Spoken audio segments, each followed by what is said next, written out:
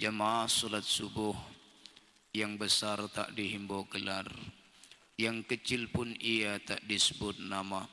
Mudah-mudahan duduknya kita di majelis di pagi hari ini Allah berikan rahmat, Allah turunkan kasih sayangnya, sakinah mawaddah, diberikannya terhapusnya setiap dosa dan kesalahan biberkati hadzal majlis wa bijahi Rasulillah sallallahu alaihi wasallam.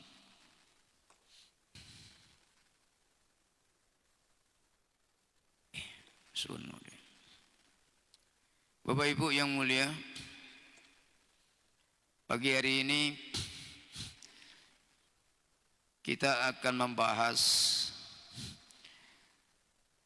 sedikit tambahan mengenai hikmatu rikhlatil Isra'i wal Mi'raj,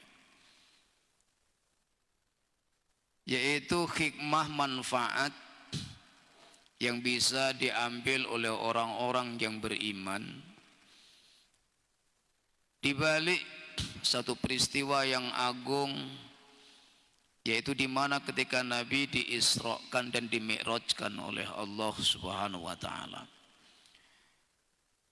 Di beberapa pertemuan yang sudah berlalu dan saya melihat di video-video yang live di Masjid Al-Munawwarah, beberapa guru-guru kita juga sudah menjelaskan ketika peringatan Isra Mi'raj. Tapi kami ingin menambahkan min haitsul manfa'ah.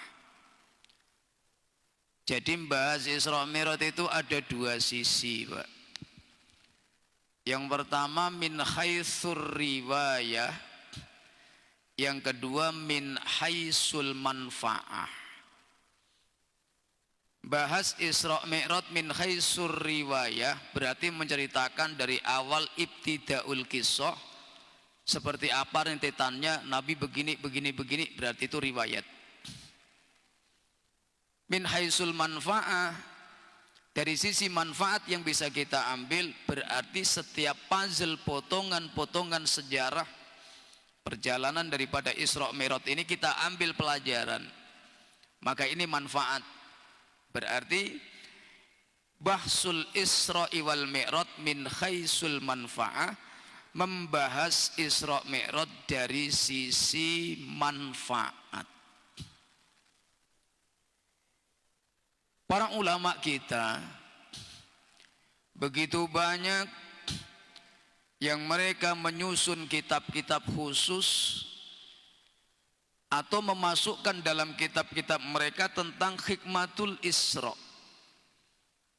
Hikmah manfaat apa sajakah ianya yang bisa diambil oleh orang beriman dari peristiwa Isra dan Mi'raj itu. Al-Imam Jalaluddin As-Suyuti, beliau menulis satu kitab khusus namanya Ayatul Kubra ala sarhi qissatil Isra'i wal Mi'raj. Di dalam kitab beliau yang lain, Al-Imam As-Suyuti juga memasukkan dalam kitab yaitu yang beliau nama Al-Khosa'is Al-Kubra. Di situ juga beliau masukkan tentang hikmah-hikmah pelajaran yang bisa diambil dalam peristiwa Isra Mi'raj. Al-Imam Abu Muhammad Ibnu Abi Jamroh dalam kitab Bahjatun Nufus, Sarah Mukhtasar Sahih Bukhari, beliau juga memasukkan tentang hikmah yang bisa diambil daripada peristiwa Isra Mi'raj. Al-Hafidh Ibnul Hajar dalam kitab Fathul Bari juz 7, beliau juga menyebutkan tentang hikmah yang bisa diambil dari pelajaran Isra Mi'raj. Ulama kontemporer Muhammad Said Ramadan Al-Buti dalam kitab Fiqhus Sirahnya, beliau juga menulis beberapa poin tentang hikmah manfaat diadakannya Isra dan Mi'raj. Yang pertama,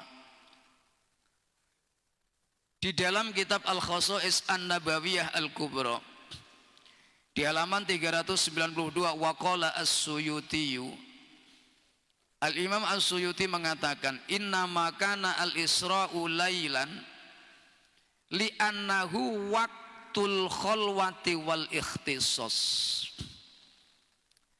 Yang pertama, kenapa perjalanan Isra itu dilakukan di malam hari kok enggak di siang hari, Pak? Ini yang dibahas pertama kali oleh Al-Imam As-Suyuti. Kenapa ketika Nabi diperjalankan oleh Allah itu di ayatnya lailan wala naharon, kok bukan siang tetapi malam? Padahal kalau Allah berkehendak malam pun siang pun juga boleh. Tetapi ketika Allah berfirman subhanalladzi asra bi 'abdi lailan, menggunakan kata lailan malam, wala naharon, dan tidak di waktu siang. Al-Imam As-Suyuti mengatakan, waqala As-Suyuti, dipilihnya waktu malam li'annahu waqtal khalwah wal ikhtisasi urfan, karena dalam konteks perjalanan Isra dan Mi'raj ini ar-rihlah al-ibadiyah, perjalanan yang mengandung nilai ibadah. Dan di dalam Isra wal Mi'raj, karena ia hadisatun kubro, peristiwa yang agung, maka dibutuhkan waktu yang munasabah, diperlukan waktu yang mencocokkan antara peristiwa itu dengan waktunya, maka dipilihlah waktu itu malam hari. Li'annahu waqtal khalwati, satu, waktunya sepi malam hari. Yang kedua, waktu di mana setiap orang yang paling cepat untuk sampai kepada Allah Subhanahu wa taala. Makanya ibadah-ibadah yang disyariatkan di malam hari itu fadilahnya lebih besar dibanding ibadah di siang hari. Ini yang pertama, alasan kenapa Isra Mi'raj itu dilakukan di malam hari. Wali anna waqta sholati allati kanat mafrudatan alaihi fi qauli ta'ala ya ayyuhal muzammil qumil laila illa qalila, surah Al-Muzammil ayat 2, 1 dan 2. Dan ini munasabah peristiwa Isra di malam hari ini bersesuaian dengan ketika Nabi diperintahkan oleh Allah untuk bangun malam. Qumil laila illa qalila, wahai Muhammad, Al-Muzammil dari kata al-mutazammil, orang yang berselimut.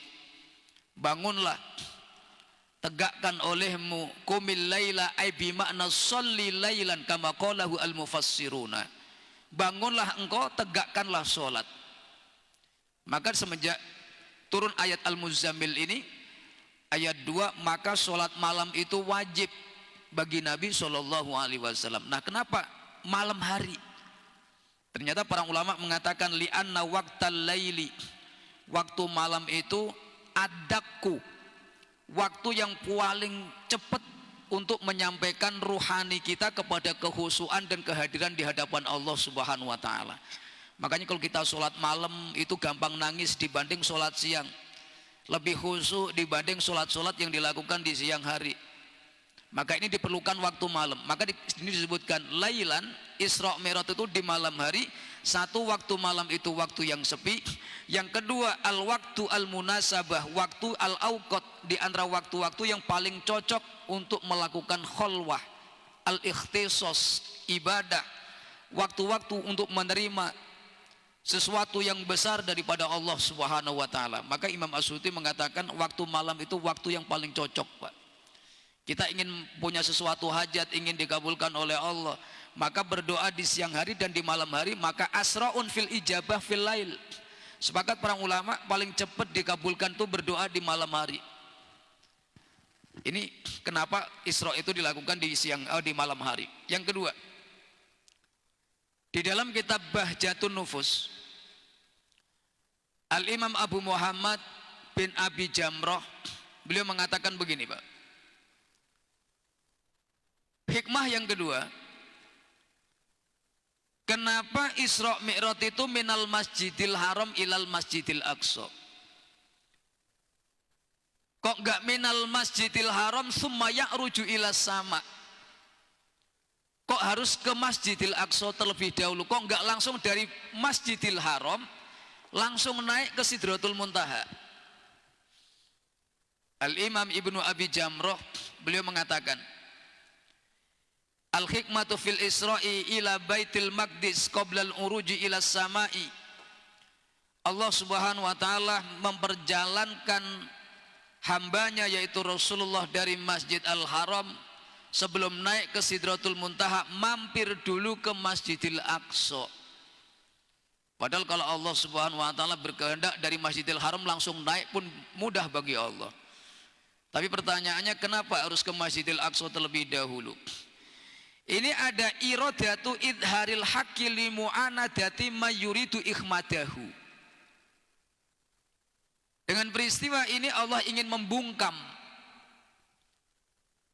orang-orang yang nanti akan mengingkari ketika Nabi menyampaikan peristiwa Isra ini, Pak. Jadi Allah Subhanahu wa taala memberikan skenario, kalau langsung dari Mekah naik itu nanti jawabannya pasti beda kalau dari Mekah menuju Palestina dulu. Kenapa? Al-mu'anid wal jahid, orang-orang kafir Quraisy pada waktu itu mayoritas wa aksaruhum yajhaduna, mayoritas mereka tidak percaya kepada Nabi, mayoritas mengingkari kenabian Nabi, mayoritas mereka mendustakan apa yang dikatakan dan disabdakan oleh Nabi SAW. Jadi kalau seandainya dari Masjidil Haram langsung naik terus turun lagi, terus disampaikan kepada orang kafir Quraisy, mereka mengatakan, saya tidak akan percaya ya Muhammad. Itu ucapan mereka. Tetapi kalau dari Masjidil Haram ke Palestina, Allah Subhanahu wa taala ingin membungkam orang-orang yang mengingkari peristiwa Isra Mi'raj.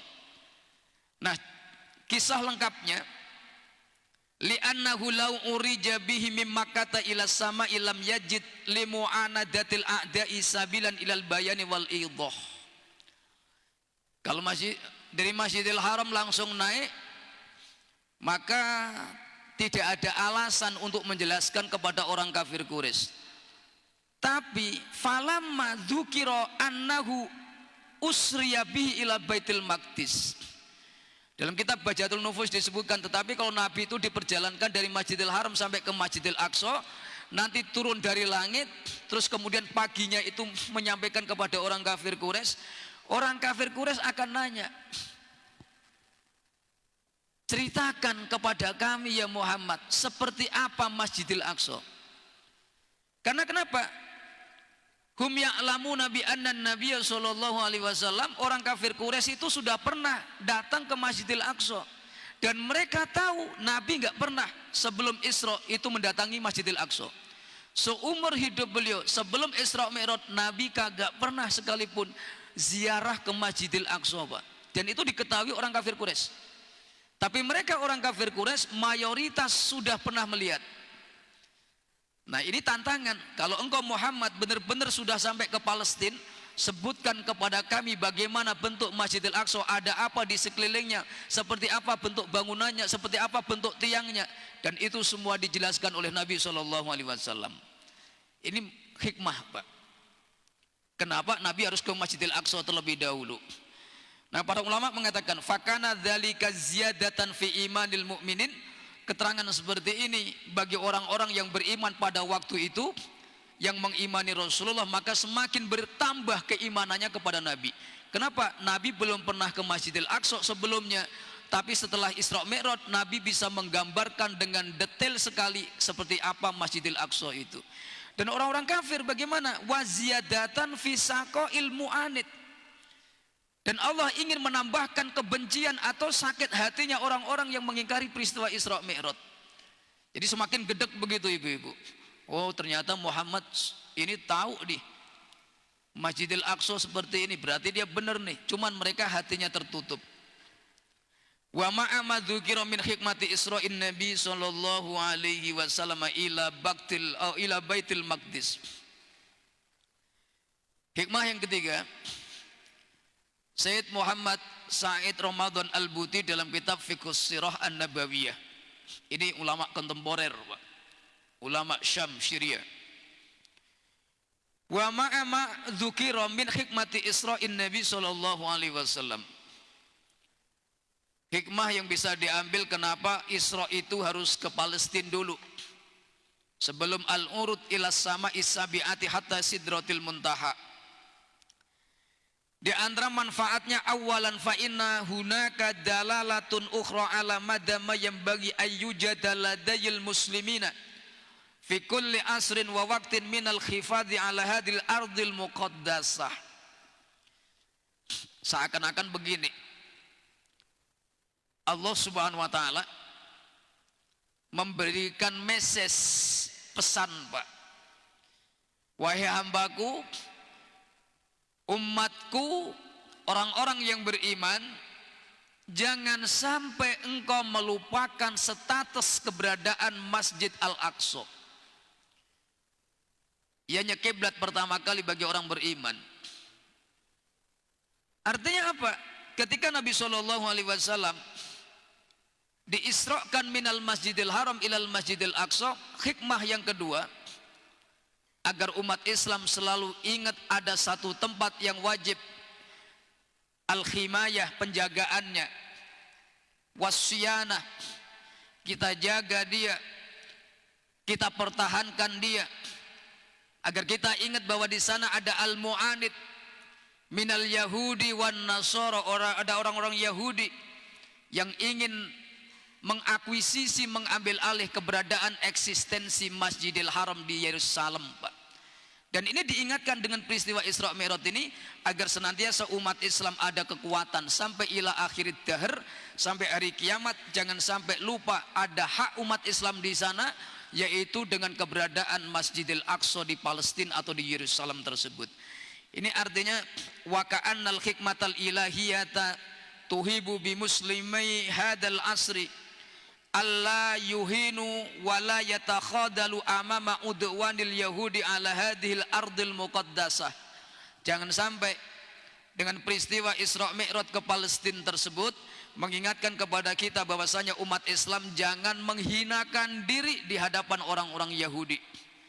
Angkat badan kita, angkat kepala kita. Artinya Masjidil Aqsa adalah masjidnya orang-orang beriman, mempertahankannya adalah sebuah jihad, kemudian merawatnya, menjaganya adalah sebuah ibadah yang agung. Ini hikmah yang ketiga. Kemudian yang keempat, ini banyak sekali hikmahnya, Pak, di kitab ini. Bismillahirrahmanirrahim.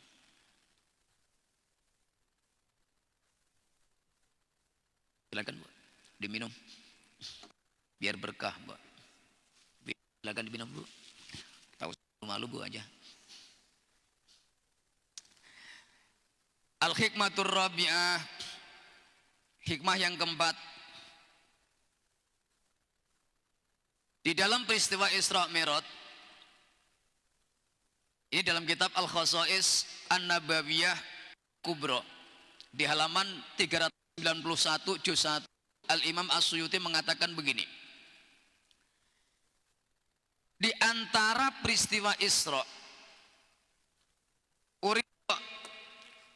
dibentangkan ilan Nabi SAW khiyaraini, ada pilihan yang dihadapkan oleh Allah kepada Nabi melalui malaikat Jibril. Wa amarallahu ta'ala nabiyahu ayyakhtara baina khoslaini au baina khiyaraini.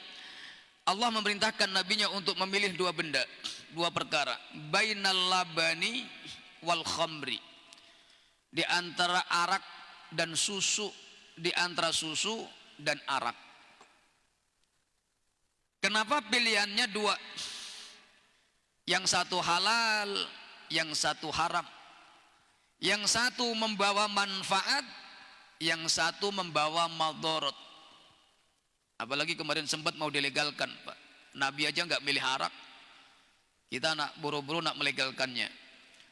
Wa ammal hikmatu minal mi'raj fa inna fi dalalati ikhtiyarin nabi sallallahu alaihi wasallam lil labani dunal khamri. Nabi pilih susu, Bapak Ibu. Nabi tak pilih arak. Ini Nabi tak pilih arak, tapi Nabi pilih. Pertanyaannya, kenapa Nabi pilih susu, Ibu-ibu? Lebih menyehatkan, rasanya lebih enak, lebih menggairahkan. Terus apa lagi, Bu? halalan thayyiba. Wa hadhil hadisah dalalatun ramziyatun ala fitratil islami wa naqawatihi al asilah. Fitrah secara fitrah manusia, maka manusia itu secara fitrah diciptakan oleh Allah untuk mengikuti kebaikan, Pak. Sudah fitrah. Jadi kalau ada manusia yattabi'u mengikuti keburukan, maka dia yakhruju an fitratil insaniyah, dikatakan orang itu berarti keluar dari kefitrahan atau kesucian manusia semenjak diciptakan oleh Allah. Jadi fitrah manusia itu pada awalnya pertama diciptakan oleh Allah, hakikatnya manusia itu mengalir pada kebaikan, berjalan di atas kebaikan. Tapi karena adanya setan, adanya nafsu, maka banyak manusia keluar dari fitrahnya. Nah, kemudian Nabi SAW diberikan pilihan antara dua, al-laban wal khamru, disuruh milih susu atau milih arak. Al-laban bahasa Arab itu kalau salah harokat itu salah makna, Pak. Kalau dibaca al-labanu itu susu, tapi kalau dibaca al-labinu, baknya di kasroh, itu maknanya batu bata, Pak. Itu bahasa Arab uniknya di situ, salah harokat salah makna. Jadi waqtaron Nabi al-laban, Nabi kemudian memilih susu. Tapi kalau dibaca waqtaron Nabi al-labina, maka Nabi memilih batu bata, salah harokat salah makna. Makanya kalau ngaji Quran itu salah harokat bisa taghyirul makna, merubah arti. Wa kama anna fi baqa'i abwabis samai mughlaqatun hatta istaftaha Jibril. Dan sebagaimana kisah hikmah yang berikutnya, Nabi SAW ketika dibawa oleh malaikat Jibril aroja ila sama, naik ke langit, antara hikmahnya Allah ingin menunjukkan kekasihnya di hadapan penduduk langit, Pak. Dalam kitab Qissatul Mi'raj Al-Imam Ad-Dardir, walaupun riwayat ini dhaif, di antara sababul Isra atau sababu hadisatil Isra, kenapa ada peristiwa Isra? Selain Allah ingin menguatkan keimanan Nabi, selain Allah ingin menenangkan kondisi ruhaniyah Nabi, berawal Isra Mi'raj ini dari al-munaza'atu bainas sama, perdebatan antara langit dengan bumi, Pak. Jadi ketika diciptakan langit sama bumi, ketika Nabi diutus, mereka ini bersih tegang, Pak. Munaza'ah, debat. Wahai langit, aku lebih mulia daripada engkau, kata bumi. Di bumi ada Rasulullah, ada Muhammad, ada sebaik-baik manusia yang Allah ciptakan di alam semesta ini. Apa kata langit? Aku lebih mulia. Karena di langit itu semuanya ahlus sama, minal malakut, ahlul ibadah. Kagak ada orang maksiat di langit. Banyak maksiat itu di bumi.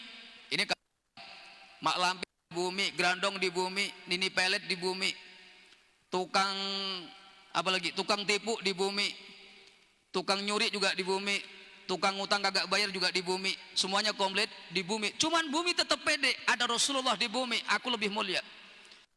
Akhirnya langit kalah. Oke lah kalau begitu, dia ngadu ke Allah, ya Allah, kenapa engkau ciptakan aku lebih mulia bumi? Maka kemudian diangkatlah Rasulullah dalam peristiwa Isra ini, supaya apa? Langitnya juga diinjek sama Rasulullah. Maka adil. Ini menurut riwayat dalam kitab Qissatul Mi'raj yang ditulis oleh Al-Imam Ad-Dardir. Walaupun kisah ini termasuk kisah yang sangat dhaif, tetapi para ulama banyak merukil riwayat seperti ini. Nah, yang kedua, Allah ingin menunjukkan kemuliaannya dan keagungannya melalui Rasulnya, supaya ahlu sama, penduduk langit ini mengetahui tentang keagungan Rasulullah SAW. Dan Nabi itu ma'rufun fil ardi, ma'rufun fis sama, masyhuratun fil ardi wa masyhurun fis sama. Nabi itu viral di bumi, juga viral YouTuber, Pak. TikTok viral di bumi, kagak pernah viral di langit. Yang TikTok gitu, Pak, paling viral sekian juta. Dia dapat sekian, di langit kagak ada yang kenal, Pak. Rasulullah masyhurun fil ardi, masyhurun fis sama. Nabi itu viral di bumi, juga viral di langit. Buktinya mana? Lama aroja, ketika beliau naik bersama Jibril, maka semua pintu langit itu sebetulnya terkunci, Pak. Ghlaqatun mundu khuliqat, mulai diciptakan oleh Allah sampai Isra Mi'raj itu kagak pernah dibuka. Nunggu yang buka itu Rasulullah Shallallahu Alaihi Wasallam. Maka ketika naik di langit pertama, malaikat penjaga langit mengatakan, Abu Isa, apakah dia sudah diutus? Bukan. Siapa Muhammad itu? Man Muhammad? Ya Jibril. Tidak. Ya Jibril, Abu Isa, apakah dia sudah diutus? Artinya apa? Malaikat kagak nanya siapa Muhammad, tetapi apakah sudah diutus ataukah belum. Artinya seluruh penduduk langit itu sudah kenal ada nama Muhammad. Ada sebaik-baik manusia yang namanya Muhammad bin Abdullah bin Abdul Muttalib bin Hasim bin Abdi Manaf bin Qusay bin Kilab sampai ke atas. Susah ngapalinnya, Pak. Ini yang kedua. Al-Imam As-Suyuti yang keberapa sekarang, Bu? Sekarang hikmah yang keberapa? Saya kadang ngitung masalah ini. 4 ya? Nah, baiklah, 4 lah, saya sepakat. Salah atau benar wallahu alam.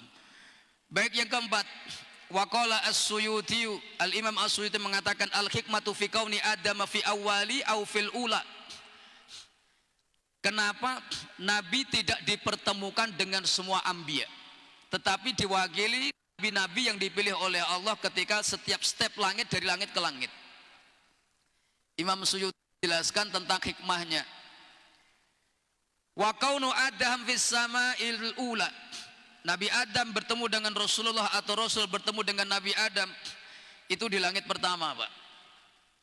Padahal ia yang paling pertama diciptakan, tapi tempatnya di langit yang paling dekat. Pertanyaannya kenapa begitu? Li'anna Adama huwa awwalul aba wa awwalul abya.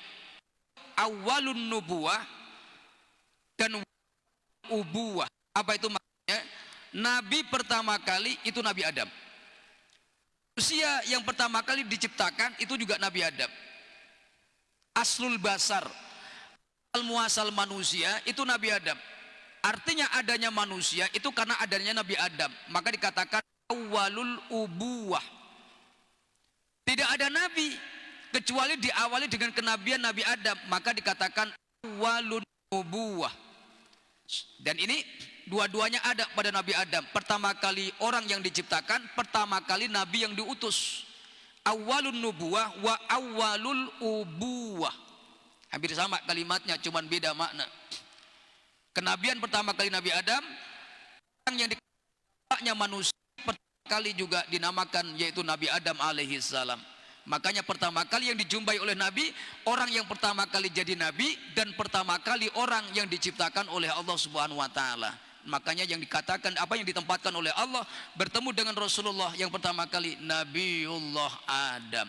Nah, kalau ketemu Nabi Adam, Nabi ziarah kepada orang yang pertama kali jadi Nabi, dan Nabi SAW ziarah ketemu dengan orang yang pertama kali diciptakan oleh Allah di muka bumi ini. Ini hikmahnya, Pak. Kenapa Nabi harus ketemu Adam dulu, dan kenapa Nabi Adam diletakkan di langit pertama. Wa fis sama'ir as-saniyah, di langit kedua. Maka Nabi SAW ketemu Nabiullah Isa alaihi salam. Kenapa harus Nabi Isa? Akrabun nabi ahdan lin nabi. Karena jarak antara Nabi dengan Nabi yang paling dekat itu Nabi Isa. Kenabian Rasulullah dengan kenabian sebelumnya yang paling dekat itu Nabi Isa, ahdan. Dan Nabi nanti yang akan turun menguatkan nubuahnya Rasulullah di akhir zaman itu juga Nabi Isa. Makanya dia ditempatkan paling dekat setelah Nabi Adam. Karena paling dekat jarak kenabiannya dengan Rasulullah. Itu yang pertama. Yang kedua, nanti yang akan turun menguatkan kenabian Rasulullah itu Nabiullah Isa ibnu Maryam alaihi salam. Yang ketiga, wa fis sama'is salisati, di langit ketiga Nabi ketemu Nabiullah Yusuf. Pertanyaannya, Imam Suyuti mengatakan kenapa harus Nabi Yusuf di langit ketiga?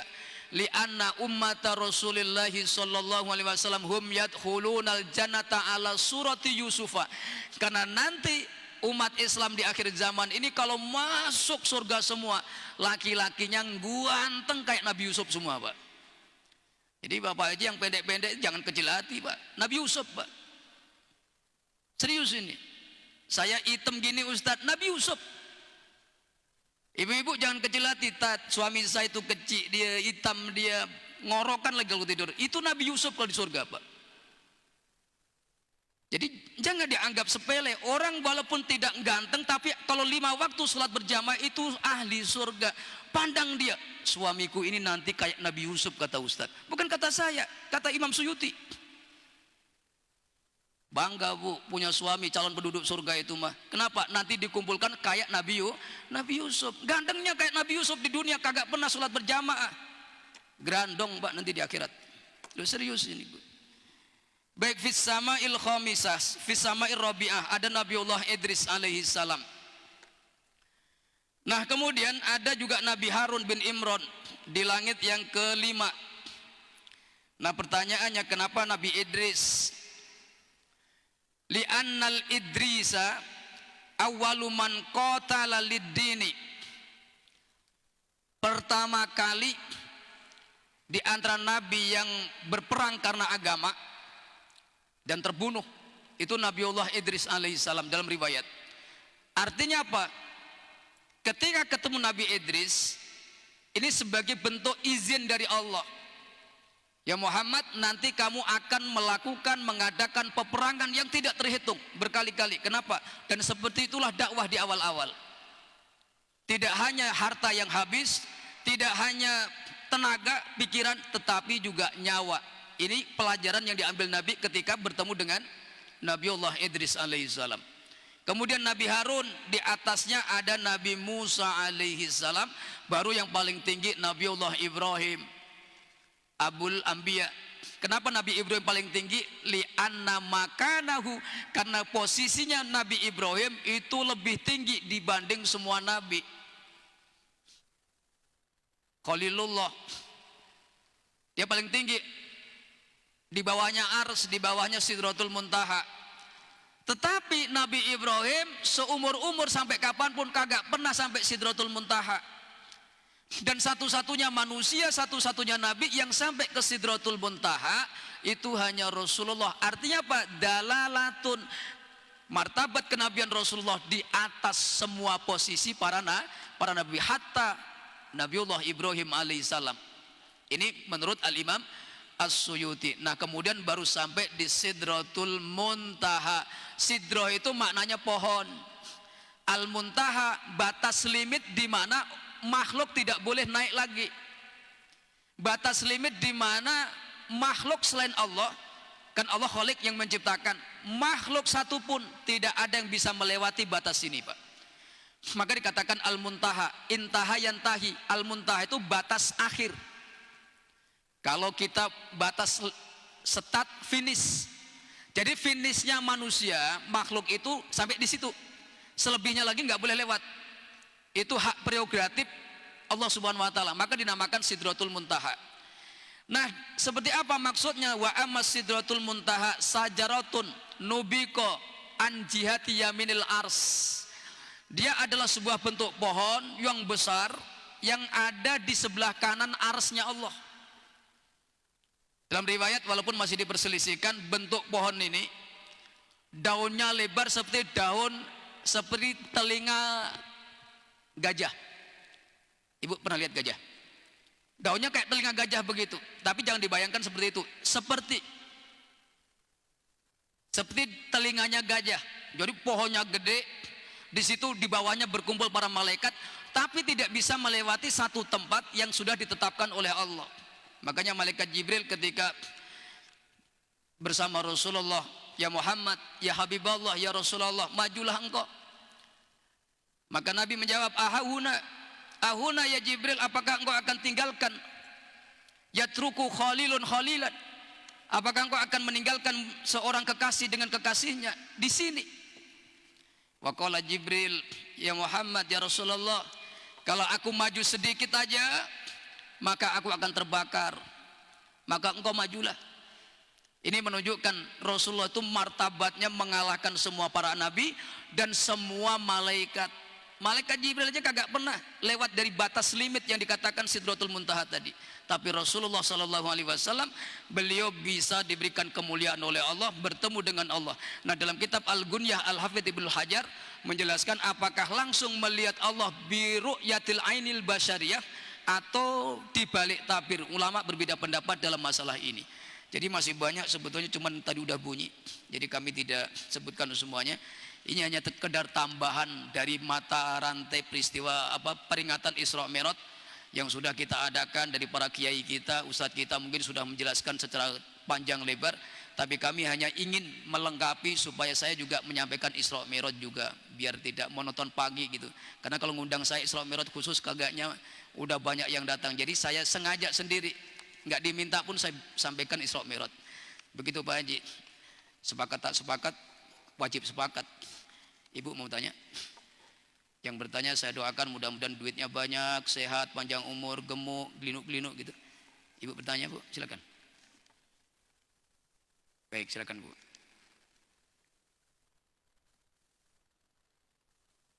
Assalamualaikum warahmatullahi wabarakatuh. Waalaikumsalam. Kalau yang menerangkan itu Pak Ustadz, Pak Kiai Sirot, Isra Mi'rajnya lain loh Pak. Rasanya beda. Oh gitu ya.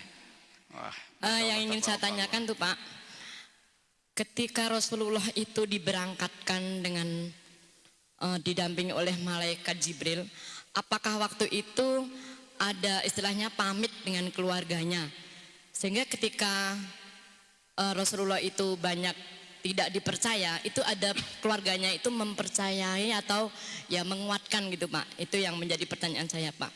Assalamualaikum warahmatullahi wabarakatuh. Baik, assalamualaikum. Isra Mi'raj itu terjadi bukan bim salah bim, tetapi sebelumnya tidak ada perjanjian antara Nabi dengan Allah Subhanahu wa Ta'ala. Artinya Allah tidak mengabarkan terlebih dahulu, ya Muhammad, nanti aku akan perjalanan engkau tahun depan. Nabi pamit. Dia sekaligus, tapi ada sebab. Di antara sebab ada amul huzni, tahun kesedihan. Dan Nabi SAW dalam kitab Qissatul Mi'raj, dalam riwayat yang diriwayatkan dari Sayyidina Anas dan yang lain disebutkan, ketika terjadi Isra Mi'raj, Nabi bersabda begini, atani Jibrilun. Malam itu aku berada di satu bilik, terus terbuka pintu rumah Saqaful Bait, tiba-tiba terbuka sendiri. Kemudian ada nur dari langit, cahaya datang nih. Terus tiba-tiba muncul malaikat Jibril. Nah, malaikat Jibril wa ma'ahu malakun akhor, ada malaikat-malaikat yang lain. Pertama yang dilakukan Jibril itu membedah dada Nabi, sakus sodri.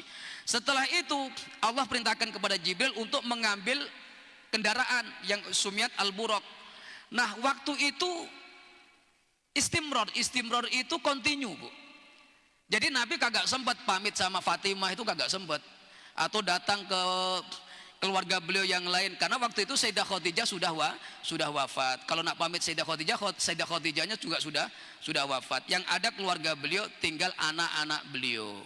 Jadi dalam riwayat manapun tidak dijumpai Nabi pamit sama keluarganya. Tapi Nabi setelah disucikan langsung diangkat oleh malaikat Jibril, diambil kendaraan buraq, langsung berangkat. Makanya ketika pagi itu ujian keimanan, apakah keluarganya juga yakin atau mengingkari. Jadi demikian, wallahu a'lam bishawab. Baik, cukup ya Pak Haji, karena udah 6.17, takutnya nanti waktu lewat isyraq. Baik, kita tutup dengan doa kifaratul majlis. Subhanakallah wa bihamdika asyhadu an la ilaha illa anta astaghfiruka wa atubu ilaik. Billahi taufiq wal hidayah. Assalamualaikum warahmatullahi wabarakatuh.